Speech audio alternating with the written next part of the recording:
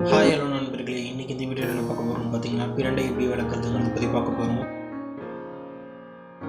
பிரண்டை பார்த்திங்கன்னா பேசிக்காக அது ஒரு கொடி வகை சார்ந்தது தாங்க.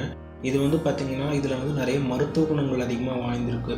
ஃபார் எக்ஸாம்பிள் உங்களுக்கு இதில் வயிற்று ஏதாவது பூச்சி இருக்குது, இல்லை இன்டைஜஷன்ஸாக இருக்குது, செரிமான ப்ராப்ளம் இருக்குது, இல்லை உங்களுக்கு தலைவலி இருக்குது, இல்லை உங்களுக்கு கை கால் வலி, அதுக்கப்புறம் உங்களுக்கு அலர்ஜி ஏதாவது இருக்குன்னா இது போன்ற எல்லா வியாதிகளுக்குமே இது ஒரு அற்புதமான மருந்துங்க. அது மட்டும் இல்லை, இது பார்த்திங்கன்னா பிரண்டை துவையல் பண்ணி சாப்பிட்லாம், அப்பளம் பண்ணி சாப்பிட்லாம், இல்லை அடவம் பண்ணி சாப்பிட்லாம். இது இல்லாமல் பார்த்திங்கன்னா சுளுக்குக்கும் இது பயன்படுத்துவாங்க. அது இல்லாமல் உங்களுக்கு பைல்ஸ் போன்ற ப்ராப்ளம் இருந்துச்சுனாலும் அது பயன்படுத்தலாம்.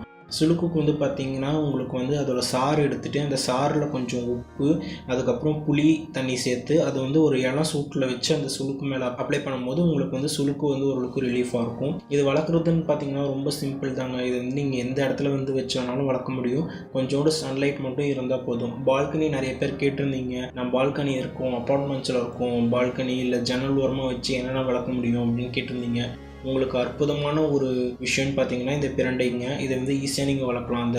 இதுக்கு தேவையான முதல் விஷயம் பார்த்தீங்கன்னா கட்டிங்ஸ் தான். அந்த கட்டிங்ஸை வச்சுட்டு நீங்கள் அதை சின்னதாக ஒரு பாட் இந்த மாதிரி கூட எடுத்துக்கிட்டு அந்த பாட்டில் கொஞ்சோண்டு தோண்டிட்டு இந்த மாதிரி வச்சுடுங்க. வச்சுட்டு நீங்கள் தண்ணி டெய்லி ஊற்றிட்டு வாங்க. ஒரு 10 நாள் 15 நாளைக்கு ரெகுலராக ஊற்றுங்க. அது வரைக்கும் உங்களுக்கு வேர் உங்களுக்கு பிடிக்கணும்.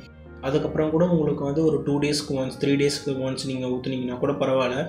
பிரண்டை பார்த்திங்கன்னா எல்லா சிச்சுவேஷனுக்கும் அடாப்ட் பண்ணிக்கோங்க. இது இப்படி தான் வளரும் அப்படின்ற மாதிரி கிடையாது. இதுக்கு இந்த மண்ணு தான் வேணுன்ற அவசியம் கிடையாது. ஃபெர்டிலைசர்ஸ் பொறுத்த வரைக்கும் பார்த்திங்கன்னா ஒரு 2 மந்த்ஸுக்கு ஒன்ஸ் ஒரு கைப்பிடி அளவுக்கு வெர்மி கம்போஸ்ட் ஆட் பண்ணிங்கன்னா போதும்.